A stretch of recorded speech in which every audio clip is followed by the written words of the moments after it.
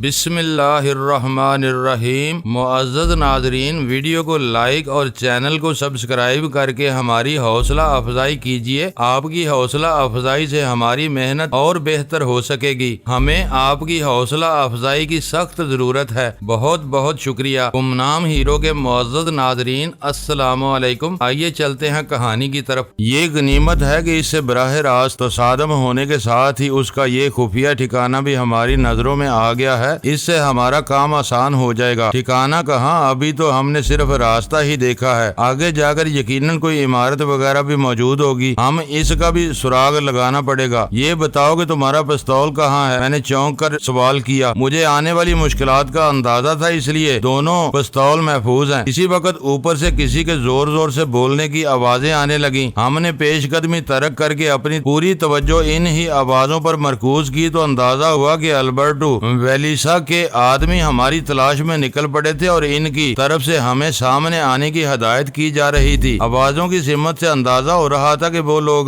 Jeep کے قرب و جوار میں موجود تھے۔ ہم دونوں خاموشی کے ساتھ اب کھاڑی میں دبک گئے تاکہ اوپر سے دیکھنے والوں کو ہمارے ہیبلے بھی نظر نہ آ سکیں۔ مجھے ڈر تھا کہ مار داڑ میں تم اپنے ہتھیاروں سے محروم نہ ہو گئی ہو۔ پستول نکالنے کی نوبت ہی نہیں آ سکی تھی۔ اس نے میری بات کاٹ کر سرگوشیانہ لہجے میں کہا، میں تو اس مردود کو بے ہوش کر کے قابو میں کرنے کے چکر میں گئی تھی، لیکن میرا پیر ہی پھسل گیا۔ پھر وہی پیر۔ میں ہولے سے کراہا، خدا کے لیے اسے بھول جاؤ اور اب آگے کی فکر کرو۔ لاؤ ایک پستول مجھے دے دو، میں بیم گن کسی خاص ضرورت پر ہی استعمال کروں گا۔ تم ہتھیار ڈال کر سامنے نہ آئے تو ہم تمہیں گھیر کر مار ڈالیں گے۔ کافی فاصلے سے ایک چیختی ہوئی آواز سنائی دی، اس علاقے سے کسی بھی قیمت پر باہر نہیں نکل سکو گے۔ اگر ہم اس حکم پر عمل کر گزرے تو خوشی اور حیرت کے مارے البرٹو کا ہارٹ فیل ہو جائے گا۔ میں نے ویرا کے کان میں سرگوشی کی، تمہیں مذاق سوچ رہا ہے؟ وہ گرائی۔ اوپر مسلح آدمیوں کا راج ہے اور ہمارے پاس صرف ایک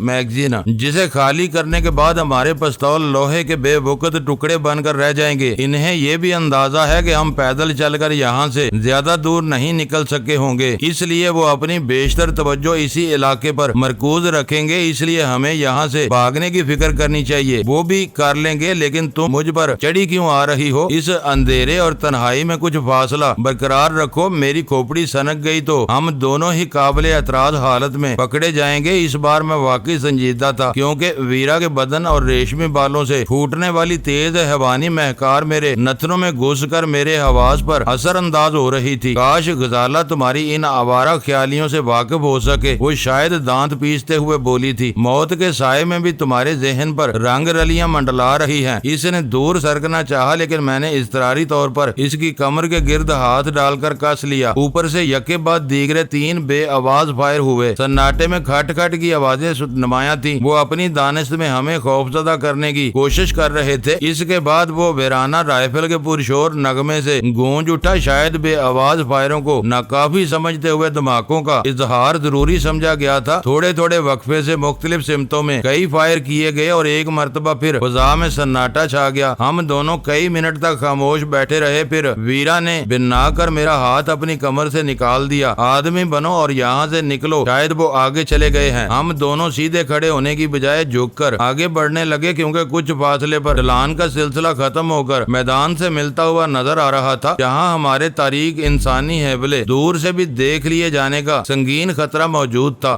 میرے ذہن میں یہ خیال آیا کہ اوپر دشمنوں کی نقل و حرکت کے دوران کسی گاڑی کی انجن وغیرہ کا کوئی شور نہیں سنائی دیا تھا، نہ ہی انہوں نے البرٹو کی چھوڑی ہوئی جیپ کو سٹارٹ کر کے اپنے ساتھ لے جانے کی کوشش کی تھی۔ اس کا مقصد تھا کہ اس کی کمی گاہ کہیں آس پاس ہی تھی، لیکن حیرت ناک بات یہ تھی کہ البرٹو ویلیسا کے ساتھ سفر کرتے ہوئے ہمیں اس علاقے میں دور دور تک روشنی کی کوئی رمق یا کسی عمارت کے آثار نظر نہیں آئے تھے، جسے سراغ بنا کر ہم اپنی تلاش کی ابتدا کرتے۔ ویرا اس معاملے میں میری ہم خیال تھی، لیکن اس نے مجھے فوری طور پر واپسی کی اجازت نہیں دی۔ اس کا کہنا تھا کہ جیپ میں یا اس کے آس پاس دشمن کے کسی آدمی کی موجودگی کا کوئی امکان تھا۔ وہ اپنی جگہ گھات لگائے بیٹھا رہتا، اور جب ہم میدان صاف پا کر جیپ پر قبضہ کرنے کی نیت سے اوپر پہنچتے تو وہ اچانک ہی ہمیں بے بس کر کے پکڑ لیتا۔ اس دلیل میں خاصا وزن تھا۔ اس وقت ہم لوگ اسلام آباد کے آخری سرے سے بھی بہت آگے تھے۔ اگر ہم اس کچے ویرانے سے نکل کر کسی نہ کسی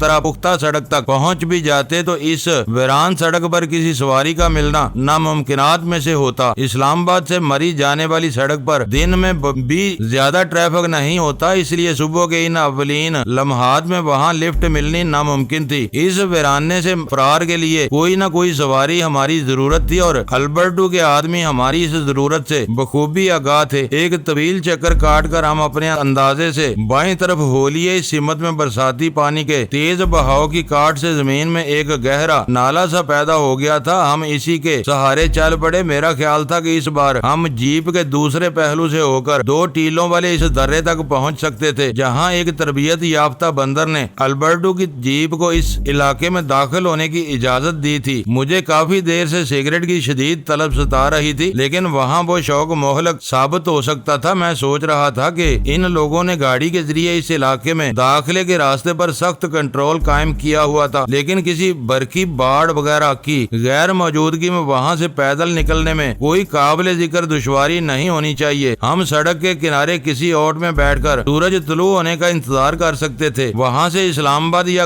اگلی سمت میں کسی آبادی تک پہنچنے کی صورت بعد میں نکالی جا سکتی تھی۔ دیکھو، چلتے چلتے اچانک ویرا میرا بازو بینچتے ہوئے مدھم ہذیانی آواز میں بولی اور میں غیر ارادی طور پر اس کے ساتھ زمین پر بیٹھتا چلا گیا۔ میں نے اس کی بتائی ہوئی سمت میں نالے کے داہنے کنارے کی طرف دیکھا تو مجھے وہاں کچھ بھی نظر نہ آیا۔ میں کئی سیکنڈ تک اندھیرے میں آنکھیں پھاڑ پھاڑ کر ادھر گھورتا رہا۔ پھر ویرا کی الجھن امیز آواز نے مجھے چونکا دیا۔ میں نے ابھی وہاں ایک متحرک حوالہ دیکھا تھا جو میرے بولتے ہی غائب ہو گیا۔ مجھے اپنی ریڑھ کی ہڈی میں ہزاروں چیونٹیاں سی رینگتی ہوئی محسوس ہوئی۔ اس وقت ہمارے اعتبار سے بہت بری پوزیشن میں تھے۔ ہم خشک برساتی نالے کی تہہ میں تھے اور ہمارے دونوں طرف اونچائیاں تھی جہاں سے دشمن ہمیں تاک کر نشانے بازی کر سکتا تھا۔ میں نے ویرا کا ہاتھ تھام کر فوراً ہی نالے کے بائیں کنارے کی طرف دوڑ لگا دی۔ ہم چند ہی قدم گئے ہوں گے کہ اچانک پشت سے کوئی لجلجا وجود میرے اوپر آ گرا۔ اس وجود کا جھٹکا میرے ساتھ ہی ویرا نے بھی محسوس کیا۔ میں نے پوری قوت سے کوہنی چلائی اور اسی لمحے مجھے ادراک ہوا کہ میرا مقابلہ اپنے کسی ہمسر وجود سے نہیں تھا، بلکہ وہ ایک بندر تھا جو نہایت خاموشی کے ساتھ اچھل کر میرے شانوں پر آ پڑا تھا اور اپنی استخوانی انگلیاں میرے دونوں شانوں کی کچھ مخصوص رگوں میں جمانے کی کوشش کر رہا تھا۔ اس دوران میں نے اپنے پوری شعوری کوشش سے کوئی آواز نہیں نکالی تھی۔ بندر بھی حیرت ناک طور پر بالکل خاموش رہ کر اپنی جارحانہ کارروائیوں میں مصروف تھا۔ میں نے پوری قوت کے ساتھ جھٹکا دے کر اپنے بدن کو آگے کی طرف جھکایا اور بندر میرے شانوں پر اپنی گرفت کھو کر فضا میں اڑتا ہوا میرے سامنے آ گرا۔ فائر نہ کرنا۔ ویرا کو بندر پر پستول نکالتے ہوئے دیکھ کر میں نے جلدی سے کہا اور بندر کے پیٹ میں پوری قوت سے لات رسید کرنے کی کوشش کی، لیکن بندر نے پھرتی سے اپنی جگہ چھوڑ دی اور میں فضا میں لہرا کر رہ گیا۔ وہ درمیانی جسامت کا ایک صحت مند بندر تھا اور 100% پالتو بلکہ تربیت یافتہ نظر آ رہا تھا۔ وہ ہم دونوں سے ذرا بھی خوفزدہ نہیں تھا۔ اس نے محفوظ فاصلے سے سر مٹکاتے ہوئے ہم دونوں کا جائزہ لیا اور بالکل غیر متوقع طور پر فضا میں چھلانگ مار کر ویرا کے سینے پر آ رہا۔ بندر کے ٹکراتے ہی ویرا ایک ہلکی سی آواز کے ساتھ پشت کے بل زمین پر گر گئی۔ میں نے لپک کر پیچھے سے بندر کی گردن دبوچ لی۔ اس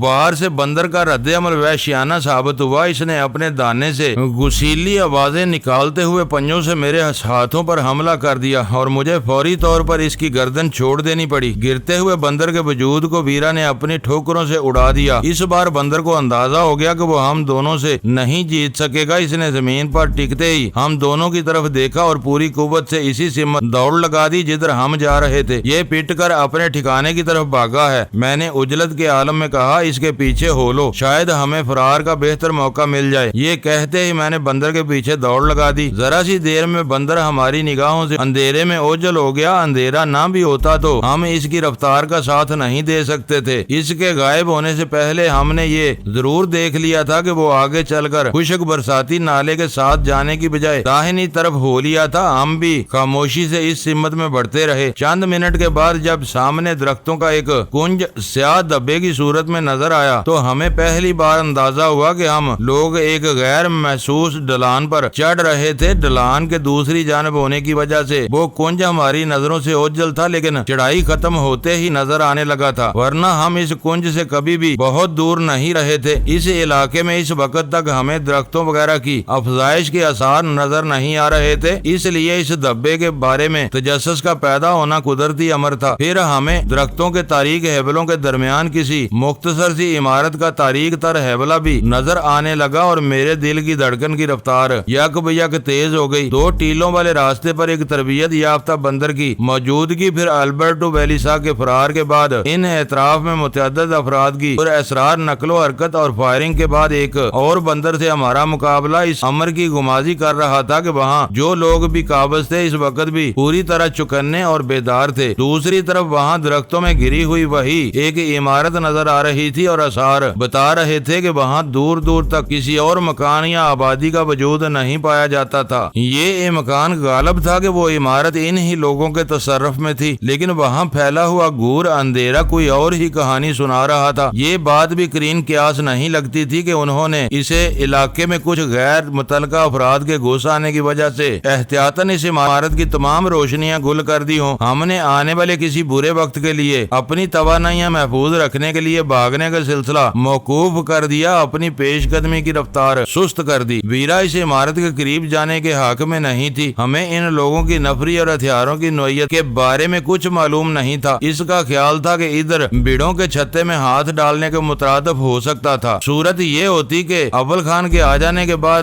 باری نفری کے ساتھ اس علاقے کا محاصرہ کر کے کارروائی کی جاتی، وہاں موجود ہر زیرو کو پکڑ لیا جاتا، لیکن مجھے اس سے اختلاف تھا۔ اسپیشل ٹاسک فورس کی بات اور تھی۔ وہ سرکاری تنظیم نہ صحیح لیکن بظاہر اسے ریاستی اداروں کی بھرپور پشت پناہی حاصل تھی، اس لیے وہ لوگ ہر جگہ بھاری لاؤ لشکر رکھنے میں کوئی دقت محسوس نہیں کرتے تھے، اور البرٹو اپنی پوزیشن کا مجرمانہ فائدہ اٹھاتے ہوئے ایس ٹی ایف جیسے محب وطن کارندوں کو اپنے مذموم مقاصد کے لیے استعمال کر گزرتا تھا، لیکن البرٹو ویلیسا بذات خود ایک مجرم تھا۔ اس کا دوہرا کردار سخت ترین رازداری کا متقاضی تھا، اسی وجہ سے وہ انسانی صلاحیتوں سے استفادہ کرنے کی بجائے المکان بندروں سے کام لے رہا تھا۔ مجھے پورا یقین تھا کہ اس کا ساتھ دینے والوں کی تعداد چند افراد پر مشتمل ہوگی۔ اگر ان میں سے 2-4 ہماری تلاش میں نکلے ہوئے تھے، اس عمارت میں کسی بڑے مقابلے کا امکان نہیں رہ جاتا۔ اگر ہم ان سے لڑ بھیڑ کر انہیں زیر کرنے میں ناکام رہتے، ہوشیاری کے ساتھ پسپائی کی راہ ضرور اختیار کر سکتے تھے۔ ویرا مجھے قائل کر سکی، نہ میں اسے اس کے موقف سے ہٹانے میں کامیاب ہو سکا۔ البتہ وہ ہر حال میں میرا ساتھ دینے پر ضرور آمادہ تھی۔ اس ویرانے میں وہ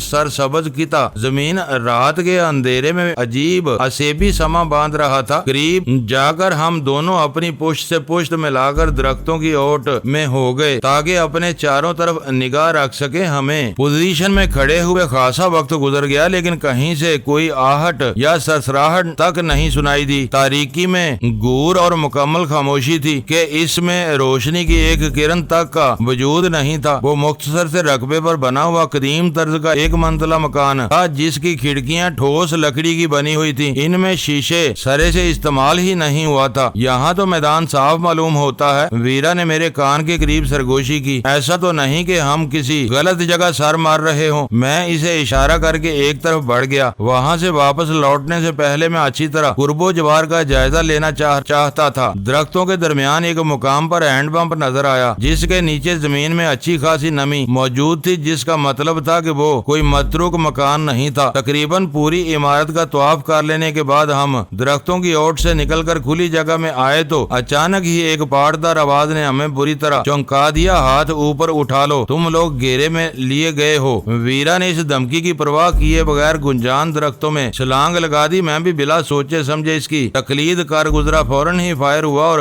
گولی میرے سر سے ذرا فاصلے سے گزر گئی۔ پھر دوسرا فائر ہوا، اس بار ہم اس کی زد سے باہر تھے۔ وہ فائر بے آواز نہیں تھے اور گولیاں بھی یکے بعد دیگرے چلائی گئی تھی، گویا فائر کرنے والا اکیلا ہی تھا۔ ہم درختوں کے درمیان سے گزر کر عمارت کے عقبی حصے کی طرف بڑھنے لگے، لیکن اس بار ہمارے ستارے گردش میں آ چکے تھے۔ اچانک ہی اوپر سے کوئی وزنی چیز پھسلتی ہوئی ہمارے اوپر آ گری۔ ہم نے اس سے بچ کر بھاگنا چاہا، مگر اسی وقت ہمارے قدموں کے نیچے سے زمین سرکنے لگی، پھر ہم دونوں ہی گر گئے۔ پھندوں میں ہاتھ پڑتے ہی مجھے اندازہ ہو گیا کہ ہمارے اوپر جال پھینکا گیا تھا۔ ہم اس میں پھنس چکے تھے اور جال تیزی کے ساتھ کھینچا جا رہا تھا۔ اسی کے ساتھ ایک چوبی کھڑکی پور شور آواز کے ساتھ کھلی اور روشنی کی چادر باہر تک پھیل گئی۔ پھر کہیں سے ایک آدمی کود کر ہمارے سامنے آ گیا۔ یہ اس کی کھلی حماقت تھی۔ ہم بہت آسانی کے ساتھ اسے گولی مار سکتے تھے، لیکن اس کے نتیجے میں شاید ہمیں فوراً ہی بھون ڈالا جاتا، کیونکہ इसी लम्हे अंधेरे में से बे आवाज फायर हुए और मुतअद्दिद गोलियां आसमान की तरफ तैरती चली गईं। तुम लोगों ने जरा भी चालाकी दिखाने की कोशिश की तो मैं तुम्हारे बदन छल्ली कर डालूंगा। अंधेरे में से गुर्राती हुई आवाज बुलंद हुई। इस वक्त तक जाल रुक चुका था। हम जफर भाई के मेहमान हैं, मैंने बर्राई हुई आवाज में कहा। इन्हीं की तलाश में इधर आए हैं। वो एक गलत फहमी की वजह से हमसे बिछड़ गए थे और अभी तक लापता हैं। बकवास बंद करो। हमारे सामने खड़ा हुआ आदमी अपनी राइफल की नाल उठाते हुए गुस्से के आलम में बोला, शराफत से अपने हथियार निकाल कर फेंक दो वरना मार मार कर बुरगस निकाल दिया जाएगा। फिक्रा खत्म करके इसने अपने हलक से एक हल्की सी आवाज निकाली और एक करीबी दरख्त से वही बंदर जो फरार हुआ था हम पर आकर कूदा। हम जाल में गिरे हुए थे और वो बंदर हमारे जिस्मों पर उछल कूद कर रहा था। हमारे हाथ पैर इस बुरी तरह जाल के फंदों में उलझे हुए थे कि हम अपनी मर्जी के मुताबिक हरकत भी नहीं कर सकते थे। बस इधर उधर करवटें बदल कर खुद को बंदर से बचा सकते थे। चंद मिनट के बाद जाल की रस्सी को इस हद तक ढीला किया गया कि हम बदिक्कत तमाम अपने कदमों पर खड़े हो गए। बंदर एक मर्तबा फिर अंधेरे में गायब हो गया था। स्पेशल टास्क फोर्स वाले जफर भाई कहाँ हैं? मैंने एक मर्तबा फिर आंख लगाई। चलो।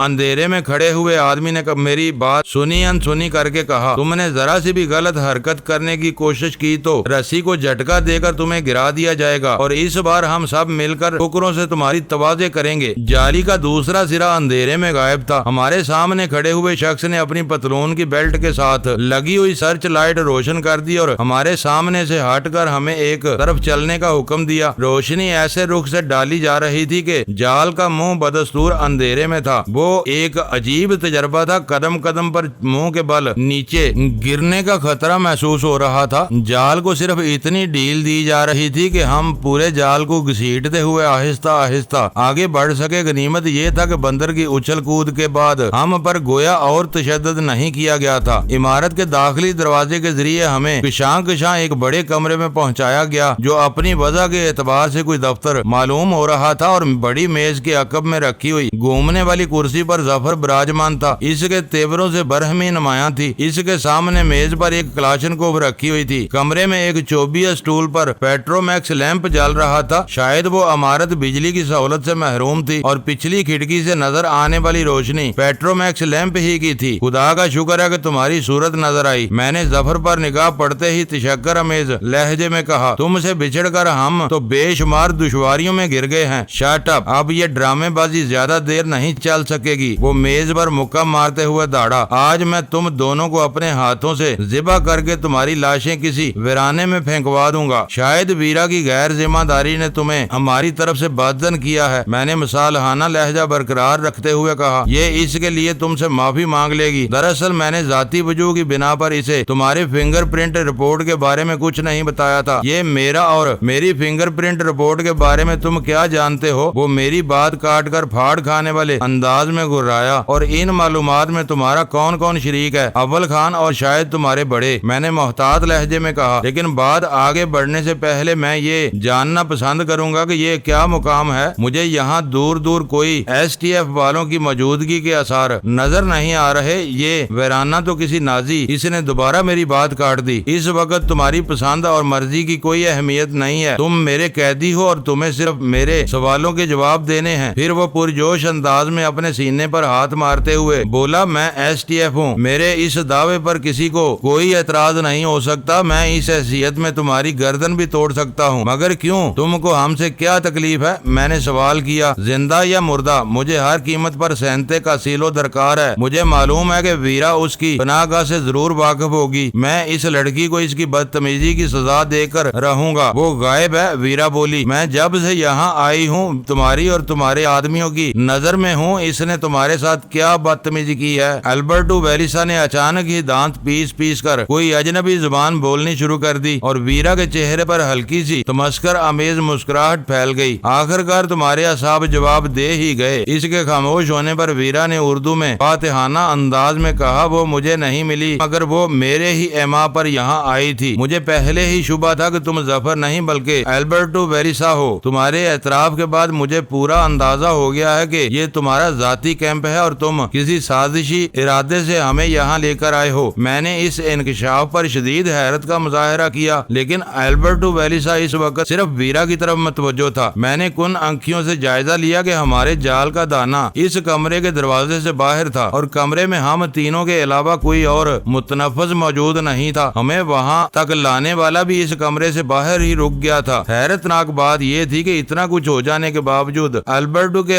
साथियों में से सिर्फ एक शख्स ही हमारे सामने आया था जो मुकामी था। दूसरे की आवाज सुनाई दी थी। मुझे इब्तदा से ही खतरा था कि तुम किसी भी वक्त मेरे रास्ते में दीवार बन सकती हो। अल्बर्टो वेलिसा नफरत आमेज लहजे में कह रहा था, मैं STF को इतनी आसानी से नहीं छोड़ूंगा। तुम्हें ठिकाने लगाने के बाद मैं सेंते कासीलो को भी ढूंढ निकालूंगा। इसके बाद मेरी राह में कोई रुकावट बाकी नहीं रहेगी। ये तुम्हारी खाम ख्याली है अल्बर्टो। मैंने उसे घूरते हुए सर्द लहजे में कहा, तुम जो दावे चाहो करते रहो, लेकिन STF में वापसी की बात न करो। हम दोनों भी बहुत सोच समझ कर तुम्हारे साथ आए हैं। जब तुमने अपने ड्राइवर को भी वापस किया तो हमने तुम्हारा इरादा भांप लिया था। हम पूरे हिसाब किताब के साथ यहाँ आए हैं और इस बार हमारा हिसाब किताब गलत नहीं हो सकता। वो एहतजाजिया अंदाज में जोर से हंसा और लंगड़ाता हुआ कुर्सी से उठ खड़ा हुआ। कुछ दिन पहले मेरे ताजा फिंगरप्रिंट्स लिए गए तो मैं वाकई परेशान हो गया था, लेकिन अब तुम लोगों के सारे कार्ड्स मेरे सामने हैं। मेरे फिंगरप्रिंट रिपोर्ट इत्मीनान बख्श है। तुम दोनों के जहन्नम वासिल किए जाने के बाद सेंते कासीलो मेरा कुछ नहीं बिगाड़ सकेगी। अव्वल खान तुम्हारे सहारे चलता है, तुम्हारे बाद उसकी भी कमर टूट जाएगी। वो अकेला हुआ तो मेरे खिलाफ कुछ भी साबित नहीं कर सकेगा और मैं तुम्हारी एटमी मंसूबों को खंडरात में बदल डालूंगा। बंदरों की मदद से?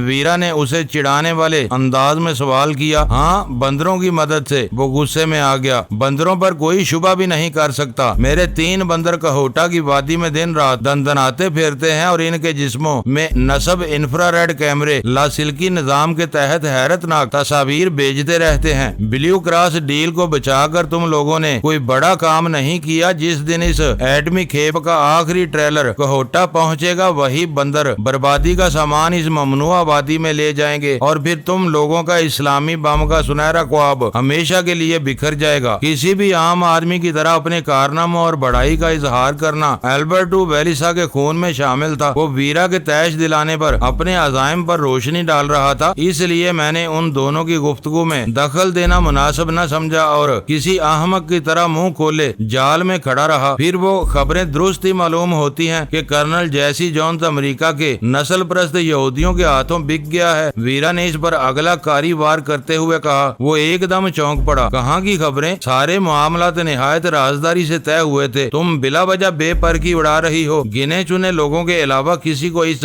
मिशन की भनक भी नहीं है। खबरें न होती तो हमें तुम्हारे फिंगरप्रिंट्स चेक कराने की जरूरत पेश न आती। वो सिर्फ और सिर्फ तुम्हारे जहन का फतूर मालूम होता है, क्योंकि बगोटा में तुम मुझे और जफर को यकजा देख चुकी थी। अब मैं तुम्हारे शैतानी जहन को हमेशा के लिए गहरी नींद सुला दूंगा। तुम्हारी दर्दनाक मौत के बाद कोई भी इन तमाम कड़ियों को यकजा करके मेरी जात पर शुबा नहीं कर सकेगा। शायद तुम्हारे फरिश्तों को भी इल्म नहीं होगा कि इस डील के बाद हम दुनिया भर के बखेड़ों से आजाद हो चुके हैं। डेविड स्टार्स अरबपति यहूदियों का टोला है। वो दुनिया भर में किसी को भी खरीद लेने की भरपूर इस्तात रखते हैं। वीरा ने सुकून से टुकड़ा लगाया। डेविड स्टार्स के नाम पर अल्बर्टो वेलिसा का मुंह खुला और फिर बंद हो गया। वीरा के खामोश होने पर वो सर्द लहजे में बोला, तुम बहुत कुछ जान चुकी हो तो मैं तुम्हें ये भी बता दूं कि हमें खतीर मुआवजा ही नहीं मिला, बल्कि इसराइल से बाहर भेजी जाने वाली हीरोइन की एजेंसी भी मिल गई है और ये उम्र भर का खुफिया सौदा है। हीरोइन? अब वीरा के चौंकने की बारी थी। ये वाकई मेरे इल्म में नहीं था, लेकिन तुम अपना ये सब कच्चा चट्ठा मुझे क्यों सुना रहे हो? क्योंकि तुम मरने वाली हो। तुम्हें ये बातें बताते हुए मेरी अना को तस्कीन मिल रही है। पाकिस्तान की सरजमीन पर मेरे इन कारनामों को सराहने वाला कोई नहीं है। तिल अबीद के मुजाफात में सरकारी तौर पर हीरोइन बनाने की इस फैक्ट्री के बारे में मैंने ही कर्नल जैसी जोन्स को बताया था। इसराइल इस फैक्ट्री को अपनी एटमी सरगर्मियों से भी ज्यादा राजदारी से चला रहा है और इनकी तैयार की हुई बेहतरीन क्वालिटी की हीरोइन तैयार शुदा अद्वियात के साथ बड़ी बाकायदगी से बरामद की जाती हैं। हीरोइन से हासिल होने वाले खतीर ज़र मुबादला से इसराइल की मईशत दिन ब दिन ताकतवर होती जा रही है, क्योंकि इसका एक पैसा भी कहीं खुर्द बुर्द नहीं होता। तुम एतराफात किए जाओ, लेकिन हमें मारना तुम्हारे लिए आसान नहीं होगा। मैंने मौके की नजाकत भांपते हुए गुफ्तगू में दखल अंदाज होना जरूरी समझा। मुझे कौन रोक सकेगा? वो शेखी के साथ बोला। मेरा एक ब्रेस्ट तुम दोनों को फना कर देगा। जो कुछ हम जानते हैं वो अव्वल खान के इल्म में भी है। मैंने सर्द लहजे में कहा। رہا، ہمارے غائب ہوتے ہی وہ تم کو اپنے چنگل میں لے لے گا اور تمہیں کہیں امان نہیں مل سکے گی، وہ میرا بال بھی بیکا نہیں کر سکے گا۔ البرٹو ویلیسا کو غصہ آ گیا۔ میں نے بڑے صبر اور تحمل کے ساتھ ایس ٹی ایف میں اپنی جڑیں بنائی ہیں، کوئی بھی اس کے ہذیان پر دھیان نہیں دے گا۔ معزز ناظرین، لائک کریں، شیئر کریں اور کمنٹس باکس میں پاک آرمی زندہ باد، پاکستان پائندہ باد کا نعرہ ضرور درج کر کے اپنے ملک پر فخر کریں اور پاکستان کی بنیادیں مضبوط کرنے میں اپنا کردار ادا کریں۔ ویڈیو دیکھنے کا شکریہ۔ معزز ناظرین، اپنا خیال رکھیے گا اور ہمارے چینل کا بھی۔ ISI پاک آرمی زندہ باد، پاکستان پائندہ باد۔